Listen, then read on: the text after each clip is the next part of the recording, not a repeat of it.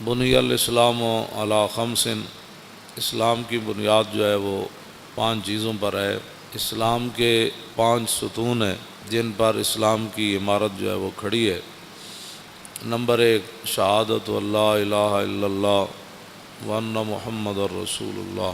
نبی علیہ الصلوۃ والسلام نے فرمایا کہ اسلام کی بنیاد 5 چیزوں پر رکھی گئی ہے، ان میں سے پہلی چیز ہے لا الہ الا اللہ محمد الرسول اللہ، اور دوسری چیز نماز پڑھنا، اور تیسری چیز روزہ رکھنا، اور چوتھی چیز زکوٰۃ دینا، اور 5ویں چیز حج کرنا جب کہ حج کی انسان طاقت رکھتا ہو۔ یہ اسلام کی 5 بنیادی چیزیں ہیں جن کو نبی علیہ السلام نے خود بیان فرمایا۔ اس میں سیدھا سادہ کوئی نہیں، سیدھی بات ہے، اسلام کی بنیادی 5 چیزیں ہیں۔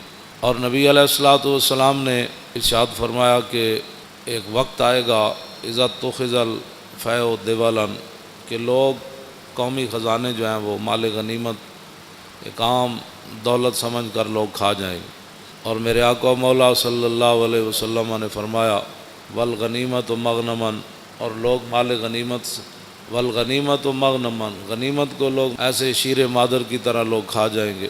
والزکوٰۃ مغرما، اور حضور نے فرمایا ایک وقت آئے گا لوگ زکوٰۃ کو چٹی سمجھیں گے کہ جی یہ زکوٰۃ دیں گے تو پھر ہمارے پاس بچے گا کیا۔ اور اگلی بات جو ہے نا وہ یہ ہے کہ وَتُعَلِّمَ لِغَيْرِ الدِّينِ، حضور نے فرمایا کہ دین کے علاوہ لوگ علم حاصل کریں، دین چھوڑ کر لوگ کریں گے یہ بھی پڑھو، یہ بھی پڑھو، یہ بھی پڑھو، یہ بھی پڑھو، یہ بھی پڑھو، یہ بھی پڑھو، یہ بھی پڑھو۔ بلکہ حضرت زیاد بن حدیر فرماتے ہیں کہ نبی علیہ الصلوۃ والسلام تشریف فرما تھے تو حضور نے فرمایا کہ اس طرح کے واقعات ہو جائیں گے، اس طرح کے زلزلے آئیں گے، اس طرح کی مصیبتیں آ جائیں گی، طوفان آ جائیں گے، میری امت بے راروی کا شکار ہو جائے گی، اور اس وقت علم جو ہے وہ چلا جائے گا۔ حضرت زیاد بن حدیر کہتے ہیں کہ میں نے عرض کی کہ علم کیسے چلا جائے گا، علم تو نہیں جائے گا۔ کیف یذهب العلم، حضور علم کیسے چلا جائے گا؟ نحن نقرأ القرآن، ہم نے قرآن آپ سے پڑھا ہے۔ وَنُقْرِئُ أَبْنَاءَنَا، ہم اپنے بچوں کو قرآن پڑھائیں گے۔ وَيُقْرِئُ أَبْنَاؤُنَا أَبْنَاءَهُمْ إِلَىٰ يَوْمِ الْقِيَامَةِ، فرمایا قیامت تک ہمارے بچے، پھر ان کے بچے، پھر ان کے بچے، پھر قیامت تک وہ قرآن پڑھاتے رہیں گے۔ علم کیسے چلا جائے؟ صرف قرآن کا ذکر فرمایا صحابی نے، فرمایا ہم اپنے بچوں کو قرآن پڑھائیں گے۔ علم معنی ہی قرآن کا ہے۔ ہاں، جس بندے کو قرآن نہیں آتا اس سے بڑا جاہل کون ہے کائنات میں؟ جس بندے کو دیکھ کر بھی جو ہے وہ 1 گھنٹہ سپارہ لگاتا ہے پڑھنے کے لیے، تو اس بندے کو کیا پتہ ہے کہ وہ سورہ بقرہ کا کیا معنی ہے؟ اس کا کیا پتہ ہے کہ الذین ینفقون اموالهم، میں جتنی آیتاں پڑھیاں روزے دے بارے تے کسی اب آپ نے سبحان اللہ تو کہہ دیا، لیکن اس کا کسی کو بھی نہیں پتہ روزے کا لغوی معنی کیا ہے، اصطلاحی معنی کیا ہے۔ مجھ سے ایک بوڑھی عورت نے پوچھا مسئلہ، اس نے کہا کہ عورتوں کے جو خاص ایام ہیں اس میں روزے کی قضا ہوتی ہے، اس کی عمر 60 سال کے قریب ہو، تو میں نے کہا ہوتی ہے، اس نے کہا مجھے تو آج تک کسی نے بتایا ہی نہیں، میرے تو 60 سال کے اندر میرے اتنے بچے ہوئے، میری شادی ہوئی تو 14 سال 15 سال کے بعد تو میں بالغ ہوئی، تو اس کے بعد یہ جتنے بھی کم از کم جو ہے 46 سال بنتے ہیں، 46 سال کے اندر میں نے تو ایک بار بھی رمضان کے روزوں کی قضا نہیں کی۔ تو میں نے کہا اس مائی کو کہا کہ مائی یہ نمازوں کی عورتوں کے خاص ایام جب آ جائیں ان کے تو نمازوں کی قضا تو نہیں ہے، اللہ رسول نے ان کو معاف کر دیا جتنے ان کے ایام ہیں کہ مہینے میں 10 دن، آخری حد 10 دن ہے، 8 دن اس کے مخصوص ایام ہوں، 5 دن ہوں، کم از کم 3 ہیں، زیادہ سے زیادہ 10 ہیں جو شریعت نے رکھے، لیکن اس کے اندر وہ جتنی نمازیں اس کی 10 50 اب 50 نمازیں اس دیا رہ گئی ہیں 10 دن، تو پھر تو ساری زندگی قضامت ہی لگی رہے گی۔ اس لیے اللہ رسول نے یہ بوجھ عورتوں سے ہٹا دیا۔ میں نے کہا روزے آتے ہیں صرف سال میں 1 بار، اور وہ زیادہ سے زیادہ 10 قضا ہوں گے، کم از کم 3 ہوں گے، ان کی قضا تو شریعت میں ہے۔ اس نے کہا میں نے تو نہیں کیے، تو میں نے کہا اب آپ نے نہیں کیے تو یہ تو آپ کا اپنا قصور ہے، آپ کریں۔ میں نے کہا اب کیسے کروں، 46 سال کے روزوں کی قضا کیسے کروں گی؟ یہ صورت حال ہے مسلمان. یہ پاکستان کی بات ہے. ظاہر ہے ہر بندہ تو مفتی ہے, تو جب شریعت کا مسئلہ بتایا ہی کسی نے نہیں عورتوں کو. میں نے ایک بار کہا کہ مردہ جو ہے وہ اس کا روزہ نہیں ٹوٹتا. پوری محفل میں ایک بندہ کھڑا ہو گیا, کہنے لگا جی ہم سب کو سمجھ نہیں آئی کہ مردہ کس کو کہتے ہیں. اب جس قوم کو یہ لفظ بھی نہ آتا ہو مردہ, مردہ اس کو کہتے ہیں جو بچے کو دودھ پلائے. دودھ اگر کوئی عورت اپنے بچے کو پلا دے روزے کے دوران تو اس کا روزہ تو نہیں ٹوٹتا. تو جس کو لفظ مردہ کا بھی پتہ نہیں ہے کہ مردہ کا معنی ہوتا ہے دودھ پلانے والی عورت, تو وہ بندہ کہنے لگا جی مردہ کیا ہوتا ہے. تو یہ میں ایک دو مثالیں, ویسے ہی میں تو اپنا جو پڑھا ہے وہ بیان تو میں ہر جگہ کرتا رہتا ہوں, لیکن حقیقت یہ ہے کہ اس قوم کے اندر علم کی اتنی کمی ہے. اقبال کہتا ہے واہ ناکامی متائے کارواں جاتا رہا, اور کارواں کے دل سے احساس زیاں جاتا رہا. کہنے لگا کارواں لٹتے ہیں قوموں کے, پھر قومیں کھڑی ہو جاتی ہیں, پھر لٹتے ہیں, پھر قومیں. لیکن اقبال کہتا وہ قوم کبھی بھی نہیں کھڑی ہو سکتی جس کے دل میں احساس زیاں ہی جاتا رہے. ہاں, وہ قوم کبھی بھی نہیں کھڑی ہوتی جس قوم کے دل سے احساس زیاں جاتا رہا. کہ الحمدو سے لے کر والناس تک جس قوم کو یہ بھی نہ پتا کہ الحمدو سے لے کر والناس تک اللہ نے اپنے حبیب کی عزت کی کتنی آیتیں نازل کی ہیں, گستاخ رسول کی سزا کس کس کو قرآن کی آیت میں موجود ہے. اور وہ بھی اٹھ کر بات کرتا ہے کہ ممتاز قادری نے قانون ہاتھ میں لی. ہاں, جس کو میں بڑے مجمع میں کوئی مجھے بتائے پورا قرآن کا جس نے کوئی مطالعہ کیا ہو کہ کتنی قرآن کے اندر آیات ہیں جو اللہ نے اپنے حبیب کی عزت کی بیان کی ہیں. ویسے تو سارا قرآن ہی حضور کے لیے نعت ہے نا, لیکن خاص کہ جو میرے حبیب کو دکھ دے اس کے لیے یہ سزا ہے, جو میرے نبی کی محفل سے اٹھ جائے اس کے لیے یہ سزا ہے, جو میرے نبی کے گھر کھانا پک رہا ہو تو اس کے تم نے دیکھا کیوں ہے میرے نبی کے گھر, تم نے میرے نبی کی آواز سے اونچی آواز کیوں کی ہے, میرے نبی سوئے ہوئے تھے تو تم نے باہر سے پکارا کیوں ہے, یہ اور میرے نبی کو تم نے رائے نہ کہا کیوں ہے. ہاں جی, یہ جنہوں نے اللہ کو دکھ دیا, رسول اللہ کو دکھ دیا, ان پر لعنت ہے دنیا آخرت میں. دنیا میں لعنت کیا ہے؟ دنیا میں لعنت یہ ہے کہ اس کو قتل کر دیا جائے گا, اور آخرت میں اس کے لیے لعنت یہ ہے کہ اس کو جہنم میں داخل کر دیا جائے گا. ان کو پتہ ہی نہیں ہے الحمدو سے لے کر والناس. انہوں نے ایک ہی جی اسلام لا اکراہ فی الدین, دین زبردستی نہیں. تے کون کہتا ہے زبردستی ہے؟ اسی کسی نے ڈنڈا مار کے تک کلمہ پڑھایا نہیں. لا اکراہ فی الدین اگے کیے قد تبین الرشد من الغی ومن یکفر بالطاغوت, اگے یوم باللہ فقد استمسک بالعروۃ الوثقی لا انفصام لها واللہ سمیع علیم.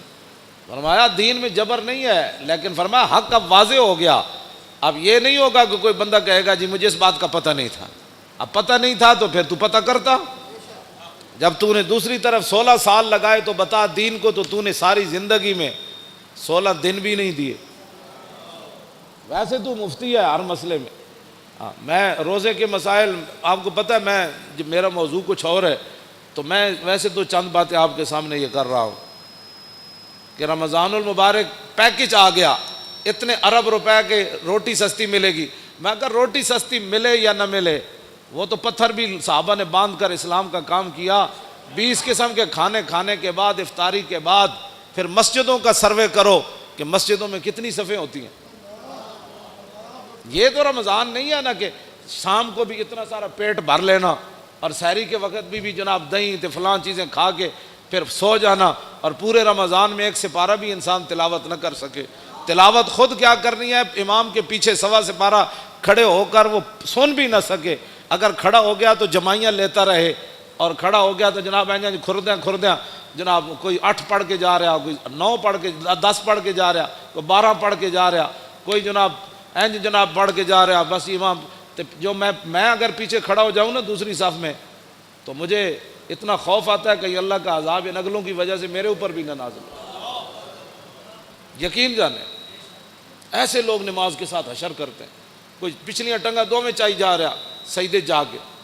ہاں جی, انہوں پتہ ہی نہیں کہ 3 انگلیاں ہر پیر دیاں لانیاں جڑیاں نو فرض ہے. ہاں جی, اس نے یہ بھی نہیں پتہ. ہاں جی, انہوں ایک کوئی پتہ ہی کوئی نہیں. ٹنگا جو میں چکی کھڑا یا پیر رکھی کھڑا, پیٹ انگلیاں دے پیٹ نے لائی کدی نہیں نماز. ادھروں وضو کر دیا اتھی مسیح جھاڑو کر دیا آ جائے گا. وضو بھی انج کرے گا، انج ایتھے تک پانی آئے گا. وضو کرنے کا مطلب پانی ایتھے ڈولیاں نال جا کے ٹکرائے. پھر اے جناب اے پگڑی میں پیچھے کر کے ہمیشہ اپنا وضو کرنا، ایتھوں لے کے تے ایتھے تک کے سارا. تے کئی جناب این جی ٹوٹی کھولی رکھ دیں، این جی ٹوٹی کھولی رکھ دیں. ہاں وضو نہیں، وضو انسان کرے، لیکن حضرت سعد وضو کر رہے سن نا تو وہ پانی زیادہ استعمال کر رہے ہیں. فرمایا حضور نے فرمایا یا سعد ما ذا صرف، فرمایا سعد یہ کی فضول خرچی کر رہے ہیں. عرض کی تھی حضور پانی وچ بھی فضول خرچی ہوندی؟ حضور نے فرمایا وین کنت علی نہر جار، فرمایا ویندے دریا تے بھی تو وضو کرے نا تو زیادہ پانی استعمال کرنے کی اجازت نہیں. کہ حضرت سعد کو حضور نے یہ بات ارشاد فرمائی. کچھ کرتے ہی کچھ نہیں، اور جو کریں وہ وضو کا کیا حشر و نشر کرتے ہیں. اور پھر رمضان کے پیکج آ رہے ہیں. رمضان کا پیکج صرف اس لیے دیا جا رہا ہے تاکہ ووٹ ملیں، ورنہ قرآن کو نصاب سے نکالا جا رہا ہے. رمضان کے لیے چینی سستی کی جا رہی ہے، آخر کوئی وجہ تو ہے نا. رمضان کا پیکج اس لیے سستا ہے کہ تاکہ لوگوں کو پتہ چلے کہ اس حکومت میں روٹی 2 روپے سستی ہو گئی، لہٰذا ہمیں ووٹ چاہیے. اگر رمضان سے اتنا پیار ہے تو رمضان جن کے صدقے آیا ان سے اتنا پیار کیوں نہیں ہے؟ ہاں جی، جے رمضان نال پیار ہے، شہر رمضان الذی انزل فیہ القرآن، تے رمضان کا مہینہ وہ ہے جس میں قرآن نازل کیا گیا. اب رمضان سے تو پیار ہے، جو اس میں نازل ہوا اس کو قرآن نصاب سے نکالا جا رہا ہے. اس کا معنی یہ ہے کہ قرآن پر عمل کرنے سے کفر بھی ناراض ہوتا ہے، خود بھی اپنے نفسانیت پر زد آتی ہے، اور قرآن کا نظام لانے سے پوری دنیا خلاف ہوتی ہے، اور قرآن کا نظام لانے سے پھر اپنا آپ بھی حضرت عمر کی طرح پھر پیش کرنا پڑتا ہے. ہاں جی، پھر 5 میل کے محلہ میں تو کوئی نہیں نہ رہ سکتا. ہاں جی، پھر اس واسطے قرآن جو ہے اس کے ساتھ دشمنی ہے. لیکن رمضان سبزی سستی ہو گئی، فروٹ سستا ہو گیا. کیوں سستا کیا بھائی؟ آپ نے تو سورہ توبہ بھی نصاب سے نکال دی. آپ تو کہتے ہیں نرسیں جو ہیں وہ دوپٹہ نہیں پہنیں گی. اب جب رمضان سے اتنا پیار ہے تو قرآن سے اتنی کیا دشمنی ہے کہ نرسیں دوپٹہ نہیں پہنیں گی؟ یہ دوپٹہ نرس ہو یا غیر نرس ہو، مولوی کی بیوی ہو یا پیر کی بیوی ہو، کسی مزدور کی بیوی ہو یا بادشاہ کی بیوی ہو، قرآن تو ایک کے سب کے لیے نازل ہوا کہ دوپٹہ تو تمہیں کرنا پڑے گا، دوپٹہ تو تمہیں کرنا پڑے گا. اب میرا یہ سوال ہے کہ رمضان کے پیکج پر اتنے ارب روپے لگایا، میں نے کہا اس ارب کی ضرورت نہیں ہے، یہ ارب رکھو اپنے کوڑ. ہاں جی، امت مسلمہ خود اپنی جیب سے پہلے بھی افطاری کرتی ہے، اب بھی کرتی رہے گی. ہاں جی، میرے آقا نے جو فرمایا نا، سادے پانی سے بھی اگر کوئی کسی کو افطار کرائے گا نا، سادہ پانی، ایک بندہ روزے دار بیٹھا انہوں تو ٹوٹی تو پانی بھر لے آ دیتا انہیں، انہوں نے کہا آپ لو پانی پیو، تو حضور نے فرمایا انہوں اتنا ہی ثواب ملے گا جویں رج کے کسی نے روٹی انہوں کھلائی. ہاں 20 قسم کے کھانے جنہیں کھوا کے روزے دار نو ثواب لیا نا، سادہ پانی پیوا کے حضور نے فرمایا اتنا ہی ثواب انہوں لگا. حضور نے فرمایا ایک گھٹ دودھ کسی نے دے دیتا، گھٹ دودھ، تو فرمایا اس کو اتنا ہی ثواب ملے گا. ہاں جی، تو یہ پیکج دینے